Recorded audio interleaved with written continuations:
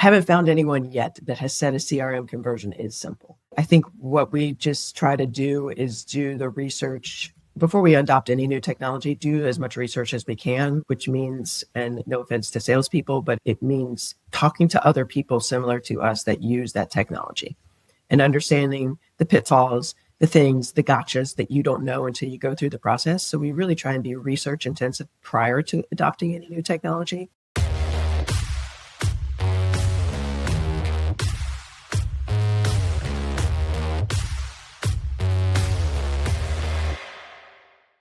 Hey, everybody. Welcome back to another episode of The Connected Advisor. I'm your host, Kyle Van Pelt, co-founder of Milemarker.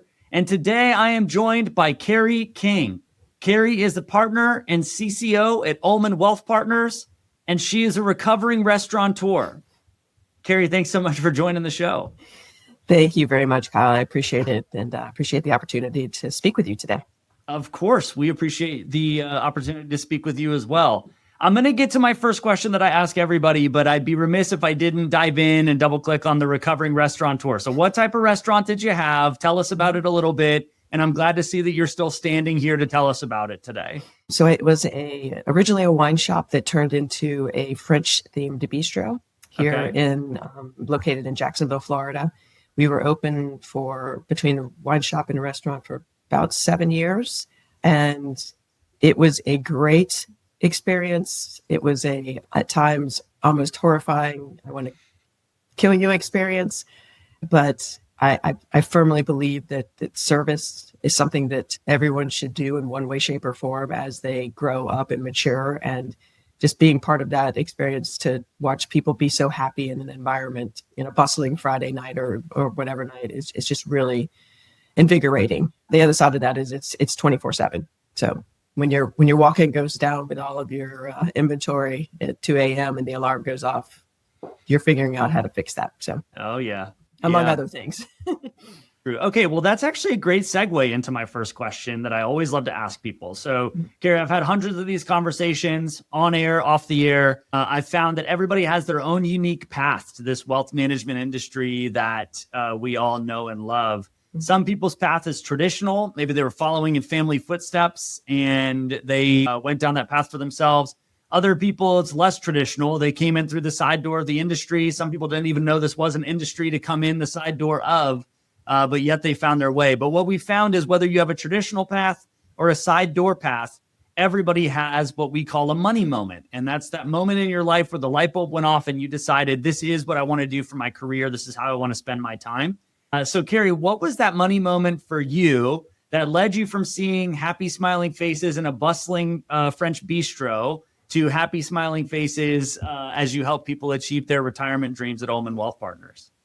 It's a great question. And mine is a little twofold, so I apologize if it's a little long. But when I was back in the day, I won't give you dates, but when I was going through my master's program here at the University of North Florida, I had a woman who was in a bunch of my classes, and we were on a bunch of team projects together, and we ended up sitting next to each other and getting to talking. And she worked for a hedge fund here in Jacksonville, and she introduced me to the team over there. And the rest is kind of history as it goes, because I ended up working in varying capacities, starting in the accounting department and working my way up to running the trading desk at times and doing a lot of analytical work also.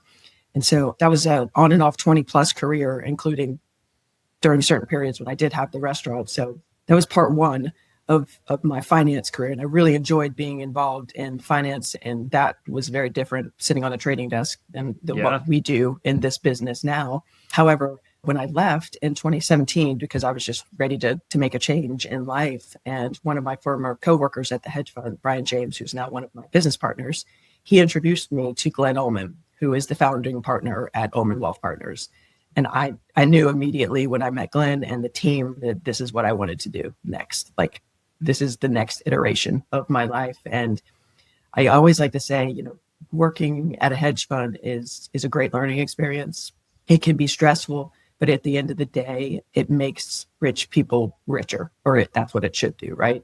This business is working with people day in and day out and just helping them with life. I mean, I want to think of us as the CFO for your family, and we just want to make sure that our tagline for the firm is our discipline, your freedom. And when you see that in practice, there's nothing more fulfilling than that.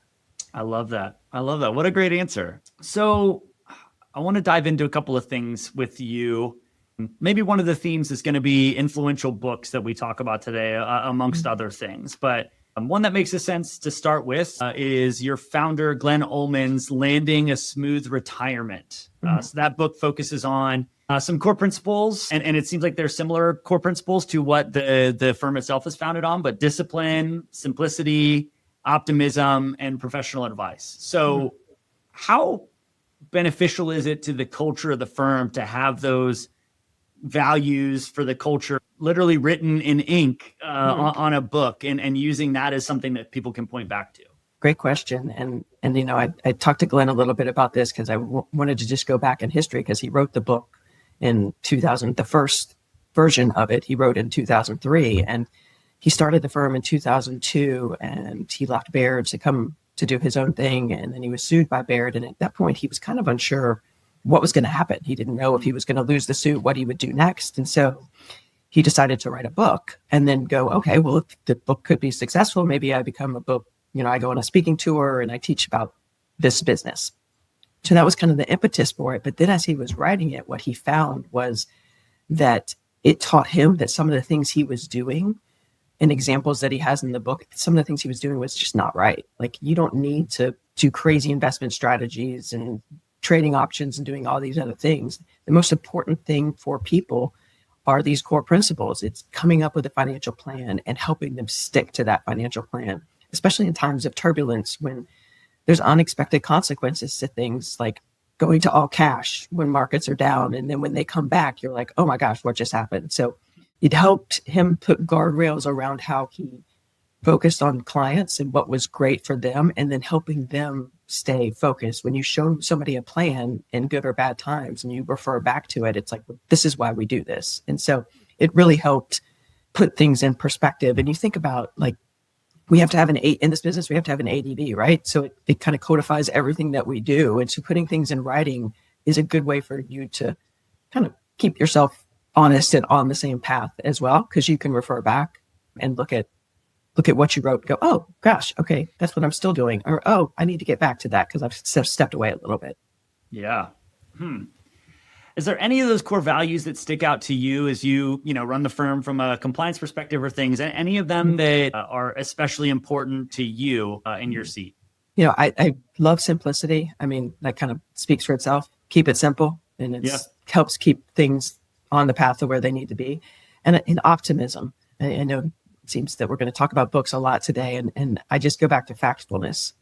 And the first time I read factfulness, it just reminded me that in framing, you think when you're asked certain questions that this hasn't been growing, or these things aren't great, or, populations aren't getting financially better. And then when you're presented the data, you're like, oh my gosh, that was just my perspective.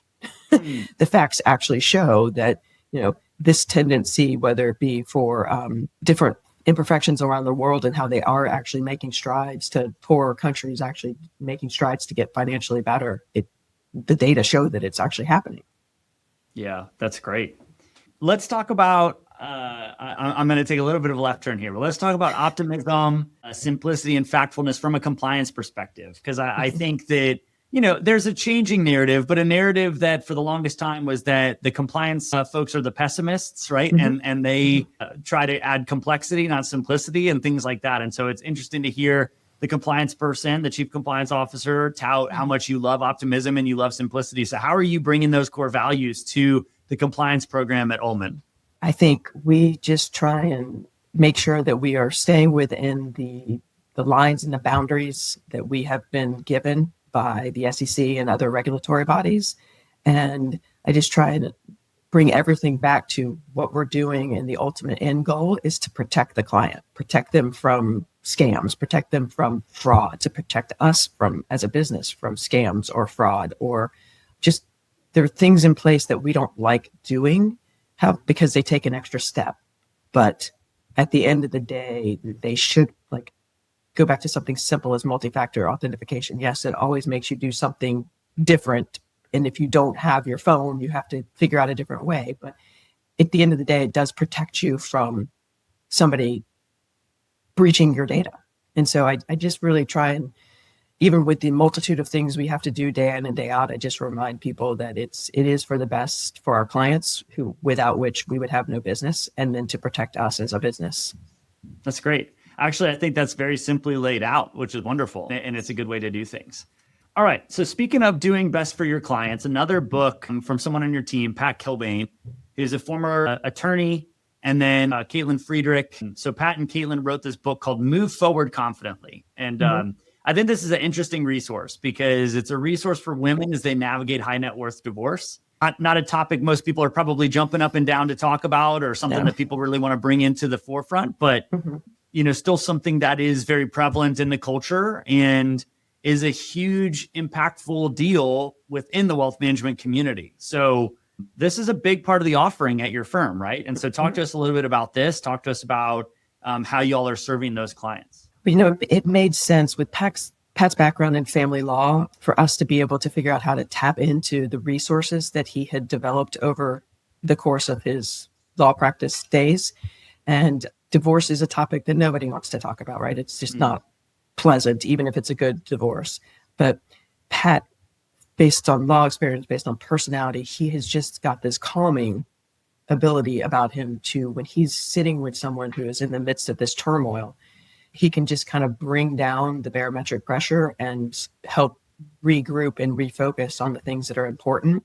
And, Caitlin Frederick, she worked formerly for PwC and some other firms with business valuation. So she brings in this side where if it's a married couple getting divorced and one of them owns a business, she can help with the valuation purposes for when they go to court, figuring out assets and distribution. So they're a really good team together. And unfortunately, a lot of our, and we call it DAG, Divorce Advisory Group clients, are women. And for many of them, it's the first time that they've had to sit through and think through finance and budgets and all of this. I don't mean to stereotype, it just does happen to be the fact that a lot of times some of them are busy being caretakers, mothers, etc. And so they really need the guidance that we provide during the divorce process. And then if they decide to become clients after, then, we help them with a plan that sets them up for success going forward. I love that. That's awesome. I got to imagine that's a heavily referral driven business, right? I'm sure that is not something that goes under all of the traditional marketing avenues or things like that. I'm sure you could put that out there, but I imagine that you're growing that line of business through referrals quite a bit. Yeah, but we've been very fortunate. We have a really good, COI network of people, whether it be in attorneys, family law attorneys, to CPAs, to estate planning firms. And Pat, because he's been in the city and in the business for a very long time, he's maintained friendships with all of these people. So over the course of any varying industry, whether it be estate planning, CPA, or family law, a lot of those centers of influence have come in, they see our process. We love to bring them in so that they see like how we do planning and what we do and how thorough we are. We're not just about investments, we're more holistic. And when they see that, a lot of them have become clients, which also then kind of helps it because they bought in, right? They see the process and they go, wow, I know this is going to work. And when you see it for yourself, you go, okay, I'm going to refer somebody to you. And then same thing, if we have clients that, that go through that are going to be getting a divorce or others, then based on fit, he has a group of people that he can refer people to. So it becomes a mutual two-way street. Let's talk about that a little bit deeper, because I chat with a handful of firm owners and folks where, COI, everybody talks about businesses growing through referral. I think a lot of people, when they hear referral, they think a happy client is telling their friends and family to come and talk to you, which is great. Everybody wants those. But a huge other channel is COI referrals. But it seems like everybody's clamoring for that, right? Everybody is trying, there's 50 advisors knocking on the door of an attorney saying, you should refer me business, or on CPA's doors or things like that.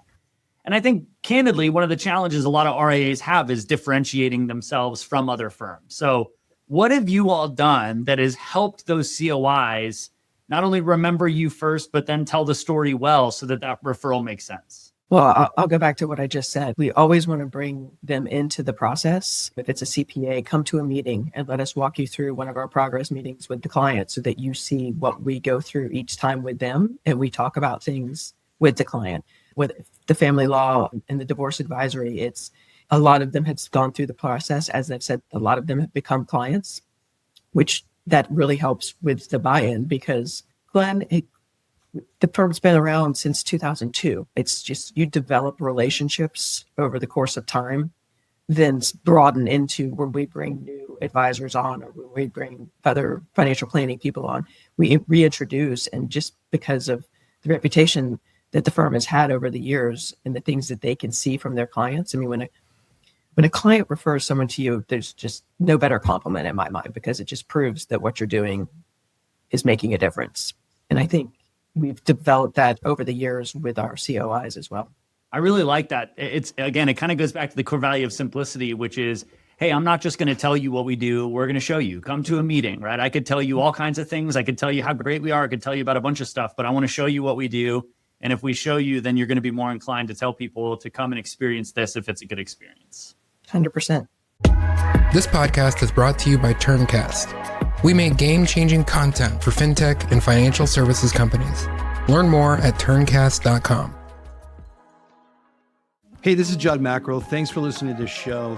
I just wanted to ask you one question. What's your technology and data strategy for 2025? If you can't clearly answer that question, I'd love to talk. We are spending some specific time with select firms to really go deep and help you clearly answer that question. We believe that it's one of the things that often holds back firms from really achieving their potential, from really achieving growth, and really getting a lot of the things in the position that they need to be. The things that are holding up the way that you scale, like your workflows, how you manage data around your revenue, how you report all of that to your advisors, and getting clarity in all those things. I'm sure there's a lot of very specific things to your business that are really important as well. And we'd love to talk about that.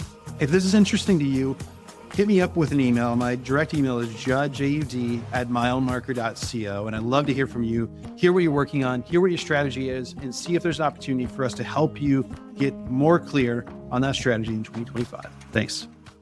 All right. Maybe getting outside of the simplicity idea, you all recently went through a pretty big CRM conversion, and those are never simple. We're continuing with the book theme. In the research, we found out that you're pretty fond of a book called Getting Things Done by David Allen. A lot of people have probably heard of that big productivity kind of manifesto. How did you leverage getting things done to make a very complex project like a CRM conversion simple? That's a great question because I haven't found anyone yet that has said a CRM conversion is simple. I think what we just try to do is do the research before we adopt any new technology, do as much research as we can, which means, and no offense to salespeople, but it means talking to other people similar to us that use that technology and understanding the pitfalls, the things, the gotchas that you don't know until you go through the process. So we really try and be research intensive prior to adopting any new technology. And then very methodical would we go through that process. As far as just adopting and learning, it's been, I don't always like this term, but it's a little bit of flying, we're building the plane as we're flying it. Yep. Just because when you do something this massive, we're still learning. We still learn to this day. And I still don't think that we've tapped the full potential of the CRM that we're using, but it has helped us, I think, as a firm get more organized and keep us where we can find central tasks, because everybody has their own system that works for them. But if we do have a central repository where we can see what people are doing, what other people can see what we're doing, and helping go, hey, you've got some stuff overdue. Do you need some help? That way some of the leaders can look at helping other team members with their workload, understand if someone's overloaded, how we can help, and then just make sure that it's a little more methodical than just hoping that someone saw the note and is going to do it themselves. Yeah. All right. Talk to me about, when I hear you discussing that, you said something in there, which was like, we're not all the way to like an optimal version of the CRM or something along those lines. Like, what do you think an optimal, like a great, because it's kind of progress is always happening, right? I don't know if you ever arrive, but what do you think would look like an ideal state with your CRM? I would hope that we have developed a ton of workflows that produce tasks and other we're working through. There's another section of it called products. And so we're trying to really help, but the workflows have been really helpful to help us make sure that as we go through steps of whether it's opening new accounts, certain type of new accounts, to somebody passes away, what we need to do, it just helps us make sure that we don't skip something or miss something. So those have been fantastic. And then I think for the next level, what we'd love to do is be able to help more with client segmentation. We've done a pretty good job with it, but it's a little more manual than we would like. And I think we have a lot of information on clients in a lot of places, but it's not centralized. If we ever want to do an event, a wine dinner event, being able to find, the top 5 clients that love wine or wines from California, we have that data. We just don't have it in one place. So just figuring out how to get this stuff into either syncing different integrations between different software or using the CRM in that manner so that it can help us narrow down on some of the events and other things that we do for marketing purposes. Yeah, I got to double click on that. So the data is not all in one place. And I think, this is a problem Milemarker solves for firms, right? Which is your CRM could be in a great place, but it's just, you need data from different systems to be able to run different things. So just to, for something like that, the example you gave, let's run a wine event for folks. You would think, that would all be in the CRM, but what are some of the other systems that have data that you would need to be able to effectively pull off that type of event that you would want to?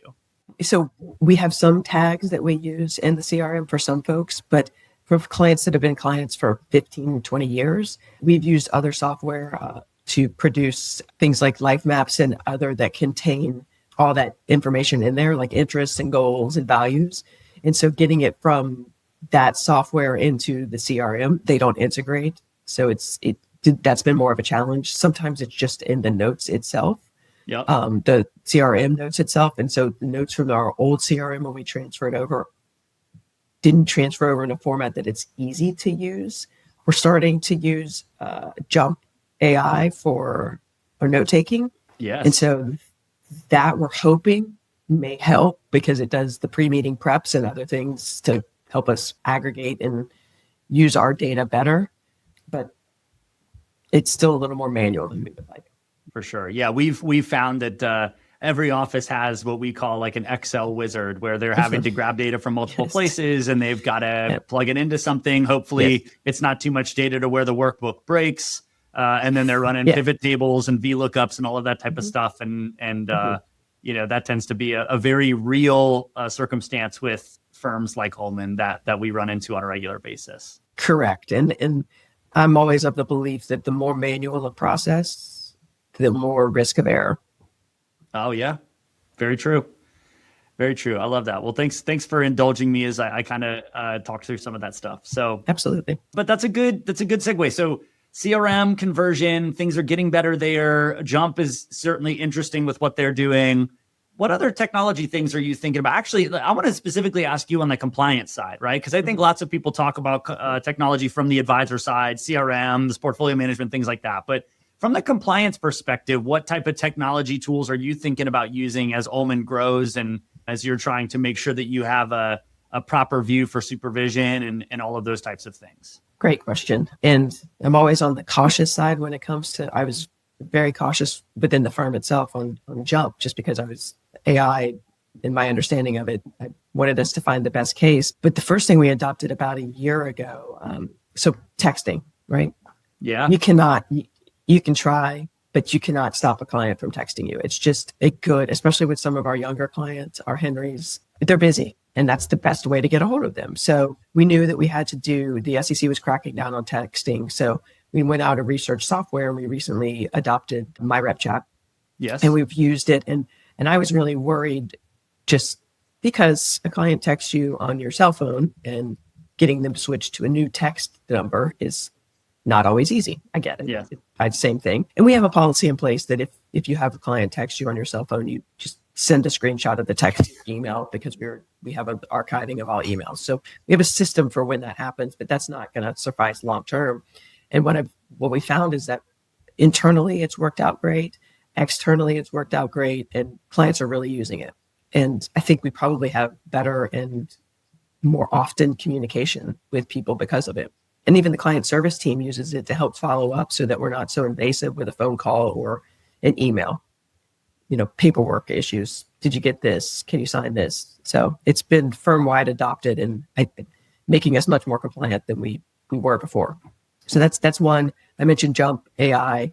We did a lot of research on it, talked to a lot of other firms, similar firms from a compliance standpoint. I talked to other CCOs and talked to them extensively and have come to the conclusion that they have the guardrails in place that we were concerned about, which is we don't want our data out. We don't want to teach an LLM. We want it to be internally controlled. We want the ability to have it be there, not be there, et cetera, and just make sure that it stays within a controlled environment. So Jump is the newest thing that we've adopted, and we'll see how it goes. We know there's others out there. Our CRM is also developing, some sort of AI capability. We've tried Copilot. So there's just other areas like that we're exploring. Yeah, I think that's great. Yeah. Okay, this is Kyle just being curious, so I'm going to kind of like come out a little bit. Okay. And maybe I'm naive. I'm naive. Why is texting such a taboo thing for the regulators? Is it just because it's hard to supervise, or and shenanigans could happen in there? Because that feels to me like that is the way most people communicate, all of that. So it would seem to me we should be finding a good way to do that and not just saying, hey, it's taboo and problematic. But educate me a little bit. So I think the biggest taboo of it is because most texting, unless the firm provides phones to team members, most texting with clients are done on personal phones because you don't have a phone system at work that can text with. So having it be on a personal phone means technically the team member owns the data, and there's no way for us to archive it without going through their carrier to get that information. So right. I think that the SEC's view on it is that it's non-archivable, and all client communication needs to be archived. Like we archive emails, we archive LinkedIn and other social media. We have a CRM to archive conversations. So we needed a way to do that, which I get, it makes sense. They don't like off-channel communications because that's when things could go a little rogue, historically speaking. So it did take a while, though. I mean, we've known this has been a problem. I wish I had more of a techie mind or the ability to code or other things, because it was like a market you knew needed to be tapped into. And right. God bless the people that did it, because they're doing pretty well for themselves right now. But that's why, because then if we use the technology that we're using, and there's others like it out there, you can archive it through some of the archiving systems that we have, our Global Relay, Smarsh, et cetera. And so then you have the record of the conversation.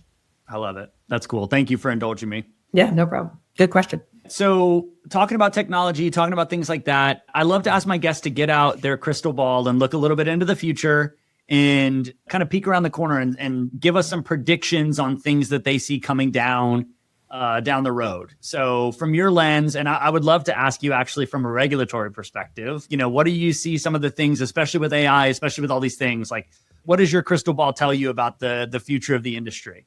Regulation is a little bit tough because, like it or not, it varies from administration to administration. So the focuses tend to be driven by who is put in place by the administration to lead the SEC and FINRA.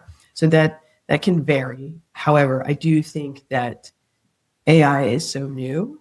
It's that's a real one, but I think even the SEC is building the regulation as they fly the plane, because they don't know what they don't know, which is a little scary. I do think there's going to be regulation coming down, and they tend to be stricter up front until they figure things out. So I assume that by the end of the year, there'll be something that's regulating how and we're monitoring and tracking, and it's going to be added to audits and other things that they do. From an industry perspective, like an RIA industry perspective, and I was just at a conference a few weeks ago talking about this with someone, and I found it very interesting on how the industry itself has changed. So early on, people were part of wirehouses, the Merrill Lynch, the Raymond James, the Wells Fargo, and then the trend over the last 10 plus years has been to go fully independent away from those, right? Opening up your own shop so that you're not regulated, you're not part of a broker dealer, you do have a lot more freedom to do things. We did that in 2019, and it was great. We best move we've made as a firm. And so that's been kind of the trend. And all of a sudden, the industry itself is really changing in that, you have the entrance of private equity coming in And you have more and more big acquirers like Mercer and Creative Planning and Dynasty and Hightower. And then you have private equity coming in to do deals with like, Focus Financial. And it's changing and things feel like they're going back to that. Let's be part of a big, not wirehouse per se, but a big group per se. And so you're losing some of that independent. And it's interesting because, as the industry evolves and, advisor age evolves and people that were solo practitioners and others figure out what's next. It's just, I think it's going to be interesting to see how the lay of the land in 5 years versus where we are now. Yeah. Well stated. And I think that, it's a challenge I know that y'all's job is just to see what the regulation is and make sure that you're doing your best, but man, it's gotta be tough when the regulation's kind of being written, as it's happening and you're just trying to make sure, hey, we're all doing our best here. Yep. Absolutely. Absolutely. That's great. All right, Carrie, we're going to move into the final segment of the show, which is what we call the Milemarker Minute. It's a series of lightning round questions aimed to be lighthearted, learn a little bit more about you outside of Ullmann and what you're doing in the business. Are you ready for the lightning round? Let's go for it. Awesome. If you could travel anywhere in the world you've never traveled to before, where would you go? Australia or New Zealand. Excellent. I know you had the wine shop and the bistro. What is your favorite type of wine? I love a good, funky French wine. Like, sorry, it did sound like an Onofa, but like a Gigondas or something that just has, or a good Bordeaux that just got all different kind of taste to it.